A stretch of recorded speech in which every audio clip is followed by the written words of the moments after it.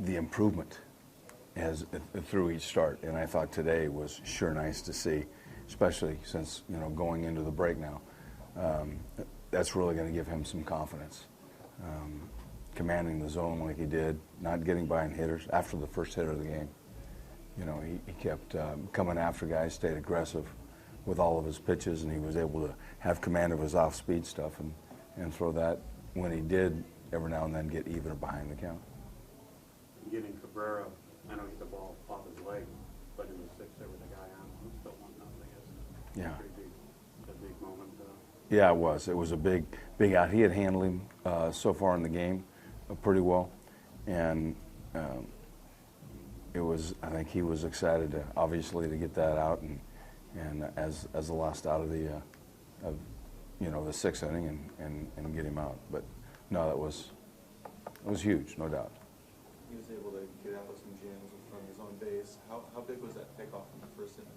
Well, like I said, he got back and he's got a good one, and he did a good job of getting the ball over there and getting him. And anytime that you get a guy like Kinsler, it's huge, especially to start the game, and he's looking for a chance to run, and he just did an outstanding job to be able to get it. Good move. It's a mild strain. It was hamstring, and we'll kind of work through tests and so forth, and we'll know a little bit more obviously tomorrow. I know Mike hadn't given anything up to that point, but you had Miller up at a really high leverage situation with that Cabrera at bat. What went into leaving him in there at that point, 96 some odd pitches? I think if he would have had, it was high leverage. I think probably number one, he had handled Cabrera pretty well up to that point, and Miller was going to be ready if somebody would have gotten on there to really put us behind the eight ball a little bit. But he was up and ready to go if we needed him there. I feel like that at bat that Lonnie had there right before you guys had your 3-run inning there. I think that kind of set the tone 11 pitches working along. No doubt. And that was an outstanding at bat with Rondon kind of doing everything he could. Throwing the kitchen sink at him is really an understatement with the type of moves and the pitches that he was throwing to Lonnie, and Lonnie kept fouling him off. I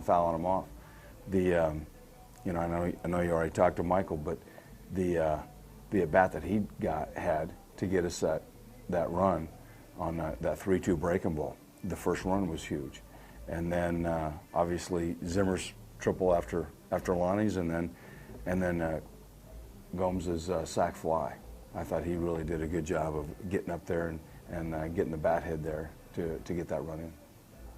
For Verlander, before he got that first strikeout in the third or fourth inning, I think there had been 38 straight at-bats against Indians without a strikeout.